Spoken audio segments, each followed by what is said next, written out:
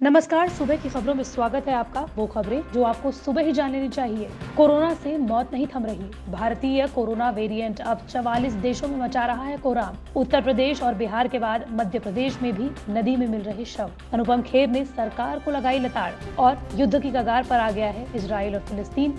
क्या है इजराइल का आयरन डोम?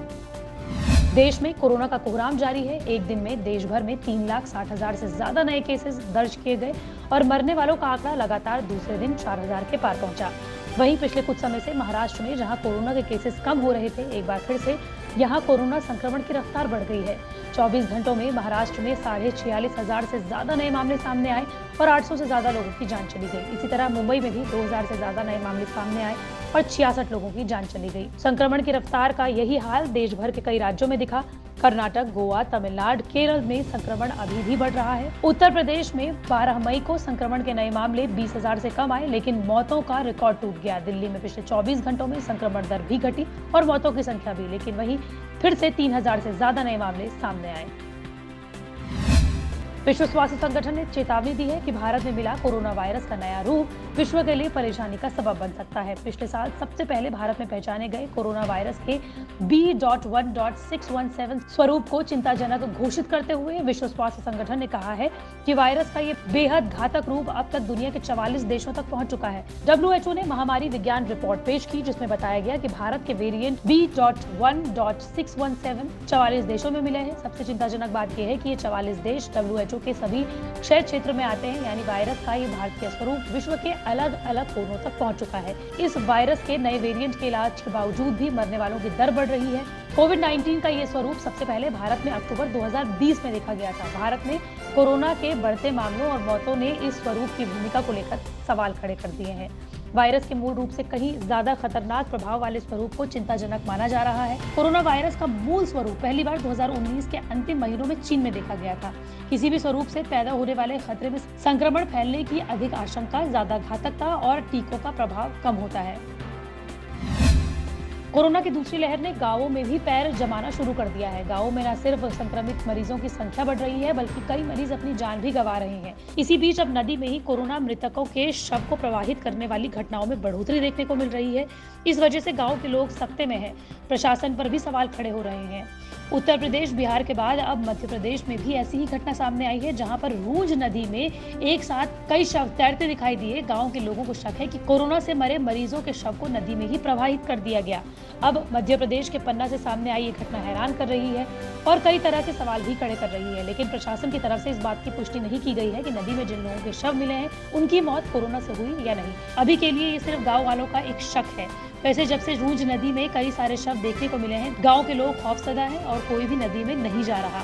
ग्रामीणों के मुताबिक 3-4 दिन से ये शवों को देख रहे हैं। इस बारे में पंचायत को भी बताया गया, लेकिन कोई एक्शन नहीं लिया गया। एक स्थानीय निवासी ने कहा है कि 3-4 दिन से वो शवों को देख रहे हैं, जिससे ग्रामीण काफी डरे हुए हैं।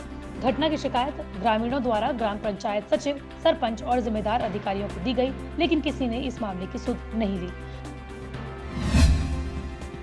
भारत में कोरोना वायरस की दूसरी लहर से कोहराम मचा हुआ है। ऑक्सीजन की आपूर्ति से लेकर अस्पतालों में बेड की व्यवस्था तक को लेकर सरकार आलोचनाओं के घेरे में है। वहीं कोरोना के कहर के बीच मोदी सरकार की नीतियों की अक्सर तारीफ करने वाले अभिनेता अनुपम खेर के सुर भी बदले हुए नजर आ रहे हैं। अभिनेता अनुपम खेर ने 12 मई को कहा कि कोरोना की दूसरी लहर के मद्देनजर देश में जो कुछ हो रहा है उसके लिए सरकार को जिम्मेदार ठहराना जरूरी है और कहा कि अधिकारियों की सार्वजनिक आलोचना कई मामलों में वैध है। नरेंद्र मोदी सरकार के अक्सर करीबी माने जाने वाले दिग्गज अभिनेता ने कहा कि सरकार के लिए ये समय समझने का है कि छवि बनाने से ज्यादा जरूरी जीवन बचाना है। बता दें कि देश में चारों तरफ ऑक्सीजन से लेकर बेड के लिए हाहाकार मचा हुआ है। हर दिन कोरोना से करीब 4,000 मौतें हो रही हैं और रोजाना करीब 4 लाख से ज्यादा केसेस सामने आ रहे हैं। एक निजी चैनल को दिए साक्षात्कार में FTII के पूर्व चेयरपर्सन ने कहा कि सरकार से स्वास्थ्य संगठन के प्रबंधन में कहीं न कहीं चूक हुई है, लेकिन दूसरे राजनीतिक दलों का इन खामियों का अपने हक में फायदा उठाना भी गलत है। ये पूछे जाने पर कि सरकार के प्रयास अभी राहत देने के बजाय अपनी खुद की छवि एवं समझ को बनाने पर अधिक है। इस पर राष्ट्रीय पुरस्कार विजेता अभिनेता ने कहा कि सरकार के लिए जरूरी है कि इन चुनौतियों का सामना करे और उन लोगों के लिए करे जिन्होंने उन्हें चुना है। अनुपम खेर ने गंगा और दूसरी नदियों में कई शवों के मिलने का जिक्र करते हुए कहा कि कई मामलों में आलोचना वैध है। कोई अमानवीय व्यक्ति ही नदियों में बहती लाशों से प्रभावित नहीं होगा। उन्होंने ये भी कहा, लेकिन दूसरी पार्टियों का इसका अपने लाभ के लिए इस्तेमाल करना मेरे विचार से ठीक नहीं है।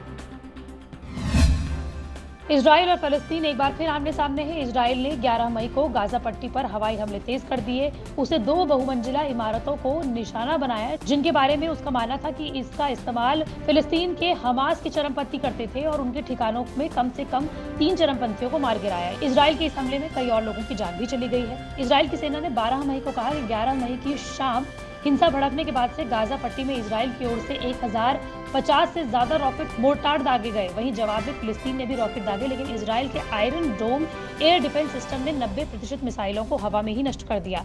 आयरन डोम को दुनिया का best anti missile defence system कहा जाता है।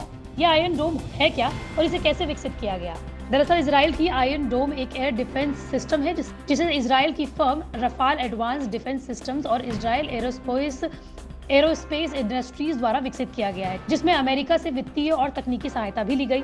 हाई टेक्नोलॉजी से लैस आयरन डोम एक छोटी दूरी का एयर डिफेंस सिस्टम है जिससे रॉकेट मोर्टार को हवा में ही नष्ट किया जा सकता है। खास बात यह है कि यह हर मौसम में काम कर सकती है। इससे पहले साल 2011 में इसे सेवा में शामिल किया गया था। रडार के जरिए दुश्मनों के मिसाइल्स और रॉकेट को पहचानता है और काफी कम समय में उसे हवा में ही निस्तनाबूद कर देता है। यही वजह है कि फिलिस्तीन की ओर से कई रॉकेट और मिसाइल को दागा गया, लेकिन आयरन डोम ने इसे हवा में ही नष्ट कर दिया।